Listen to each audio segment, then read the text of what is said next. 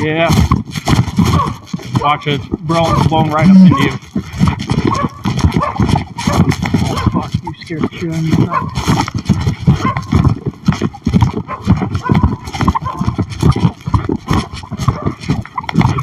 Yeah.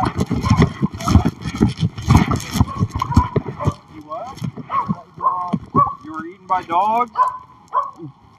Can you move? No. No? Are they your dogs? No. Okay.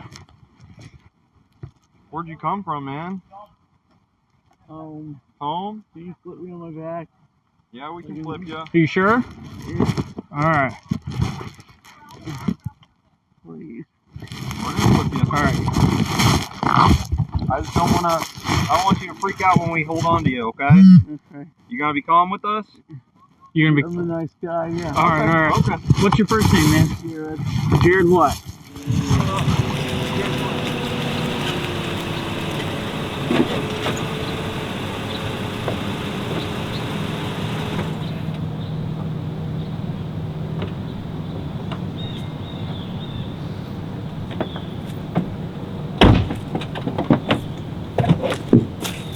Alright, I'm Jerod, this is David, and Amethyst, and I was here at South Park on March 17th of this year, and it was probably about middle of the afternoon I got here and just started walking as I would normally do. It was colder that day.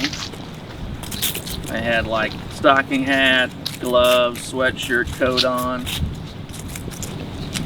and did a few laps.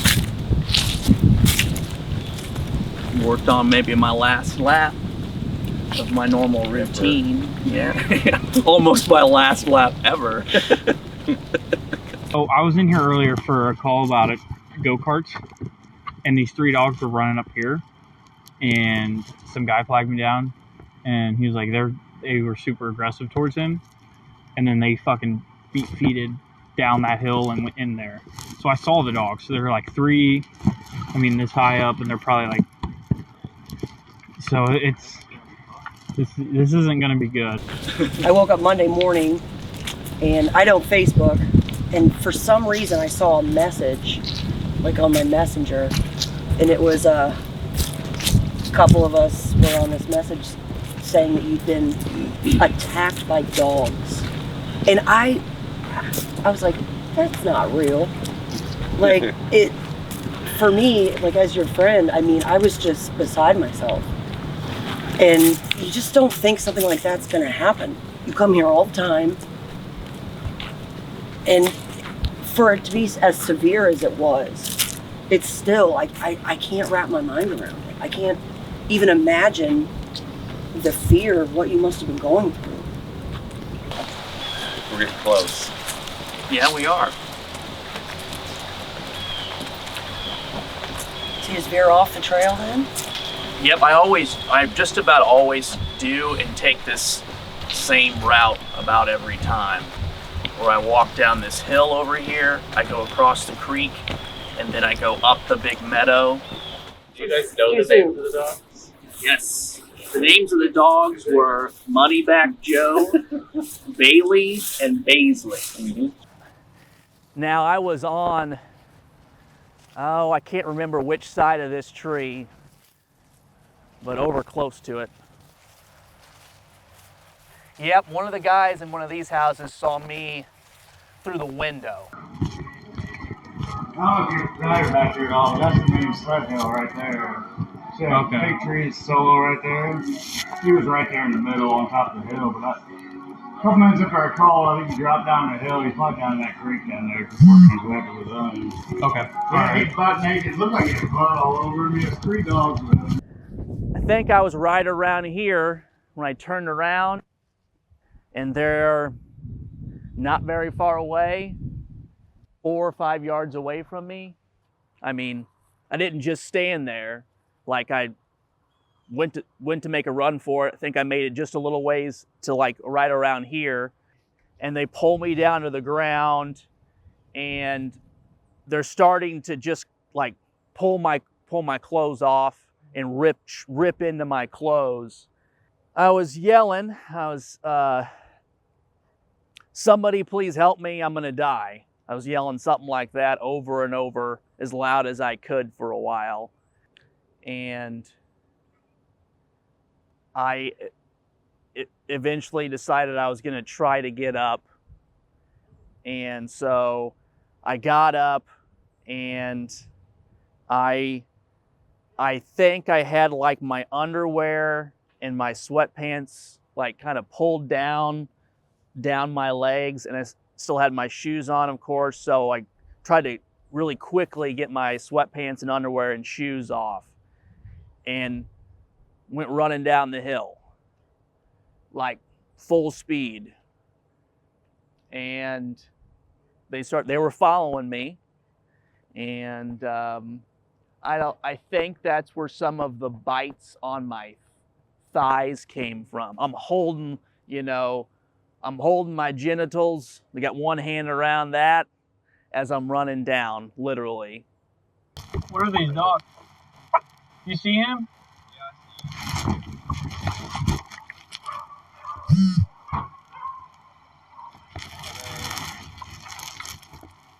Dude, I don't know. Are they eating him?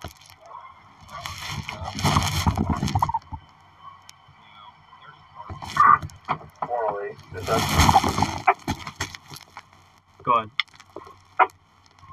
Request name is 1033. 10-4. And if we could also have 315 respond, 3 dogs look like they're guarding him. So, if you look back at the body cam footage, you can probably get a better idea of where I actually stopped at, but it was somewhere around here. I think this might have been where they got part of my ear off, because I recall them going after that whole area a lot down here. I remember, they were on me, and I had my face like really in the ground. And I think I was like, I had dirt and stuff. I was like kind of eating the ground because I don't want them to get on my face. And I had my hands like over my neck and face. And I thought to myself, I'm going to try to get up. They're all 3 on me. I'm going to try to get up, even though that's not possible. And so I made the effort, and I got up, and I believe, like, I basically reached my hand up, and God, like, pulled me up, because I'm thinking there's no way I'm really going to be able to get up. And I got up, and I was overwhelmed with this feeling I've never had in my life before. And when I got up, I opened my eyes, and everything was white, like literally white. So I could see in front of me, but like everything had a thick white tint to it. And I've never experienced that before. I don't know what that is. And I feel like I'm just gonna sound crazy to all you guys by telling you. Where you hurt the most at? Everywhere?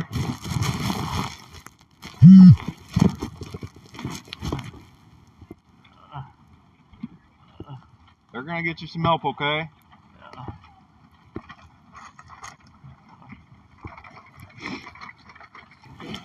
Hey Jerod, do you know how long you've been out here, man?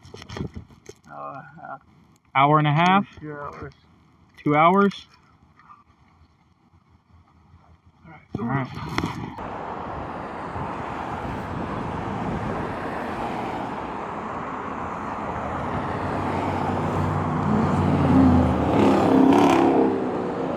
So LJ, when you first saw me in the ER, what was your initial reaction, or thoughts? It was definitely the worst animal attack I have ever witnessed.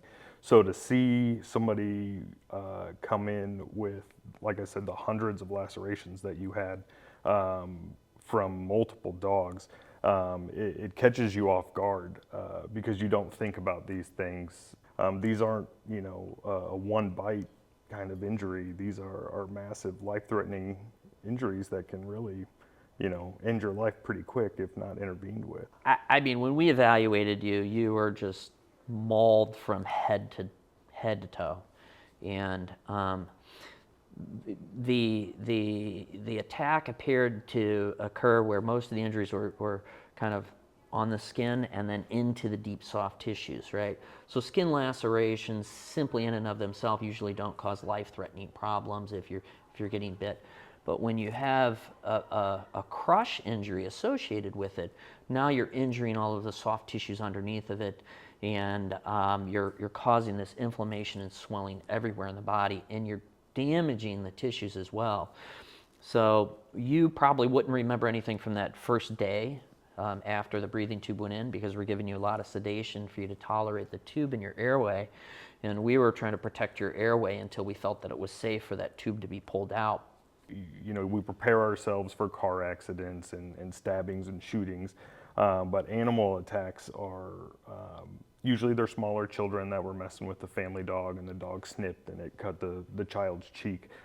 This was a whole different category of animal attack. I mean, this was very distracting, because it's where do you look first? So the skin over your head, where your hair attaches into the scalp, was just multiple lacerations.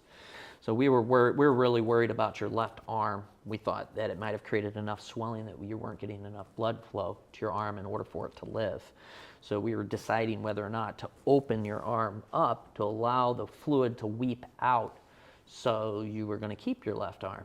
And it's just all that crush injury to the soft tissues in your arm.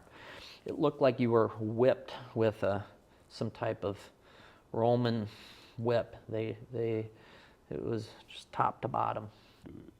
It sounds cliche to say it's a matter of life and death, but it really honestly is a matter of life and death. And some people with injuries that come in, 10 minutes can make a huge world of difference. I would say this: if somebody didn't see him and remove the animals that were attacking him, he would not have been alive much longer. Maybe it was less than 20 minutes would be my guess, because they were going to finish him off, in my mind, and just from what I understand from the incident.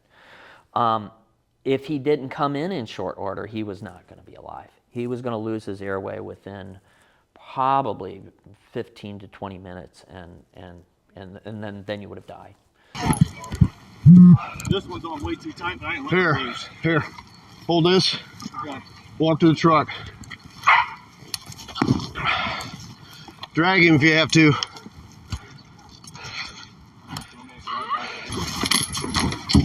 There we go, baby. You okay? Good girl. Good girl. So what happened? Chasing, what do they say? Chasing through the woods, rip his clothes off of me. Are you kidding me? Yeah. All right. They tore him up pretty good. Yeah, so here, who wants to take notes? I got a red female pit, Red female pit. small red female pit, a small chocolate pit,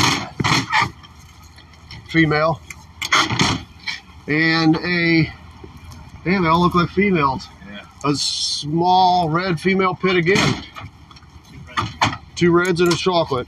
The owner who owned the 3 dogs that attacked me, I believe the owner was charged with, is it dogs at large? Dogs running at large. That was an ordinance violation. Yeah, it's basically the dogs not being on a leash or are outside their yard. It's not a criminal act.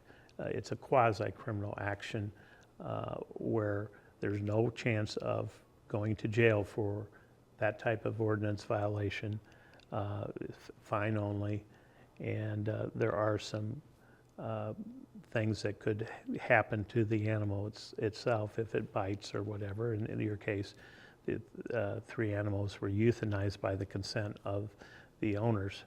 Before this happened, I didn't know like really very much about pit bulls or what to look out for with dogs. And I'm really glad it didn't happen to one of my kids. Of course, yeah. Or just really anyone else. We had a very, very serious situation, and it seems like once the animals are euthanized, problem solved. Well, it's not, because we need to figure out how do we prevent that going forward rather than waiting for the result and just for the animal to be euthanized.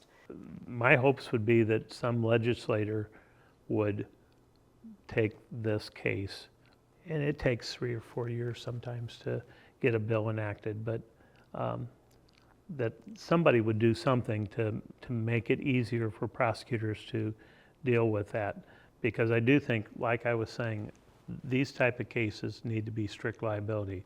Okay, we're not saying you can't own an animal like this, but if something happens, you have to understand you're going to be on the line. People need to be more proactive with their elected officials. You know, I think people are threatened to talk to their alderman or the mayor or the chief of police or your senator or your representative. And I've been very active in legislation, and I commonly contact those people, and you know, they work for us. We need to let them know what we want them to do about these types of situations and not be passive and think that we don't have a role, because we do. As we proceed into the future, I don't know what's going to happen. You fear that we're just going to get more and more violent breeds of animals, that you know, we have more and more extreme people. We have more and more mental health issues. And I think that all that factors into getting more exotic pets, more dangerous pets, more dangerous breeds. And I think that inherently means we're going to get more human beings injured.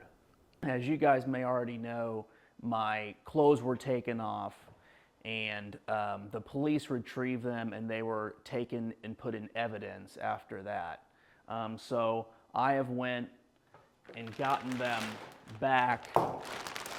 I've gotten them out of evidence from the police station and have not obviously opened them yet. And so I thought I'd open them and have it on camera. It's a t-shirt. I don't know for sure, but I'm pretty sure that's probably blood. Must be the sweatshirt. Yep.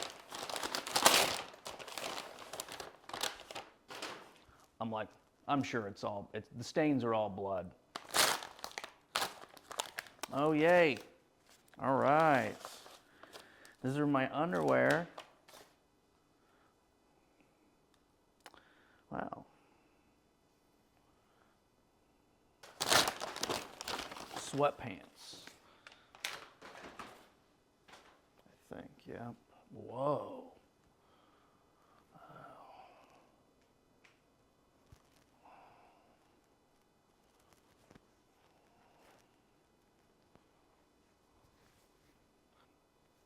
You know, it's really tough to remember how exactly my clothes were going to look here. I don't feel compelled to go any certain direction with this. I just really wanted to see them and look at them again. It does bring up feelings. But I've never actually screamed for my life before, but I did then.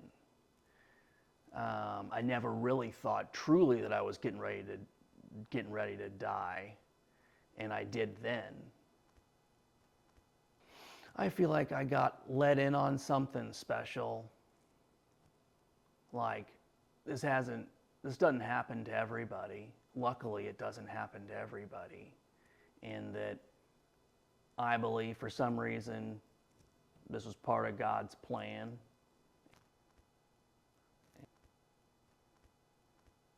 It doesn't make any sense to just see this as just to just live pissed off about this that happened. I'm not going to do that. The deeper meaning behind it all, I'll never fully know, but I am left to think about it now and meditate on it and try to get as close as I can to the meaning of it.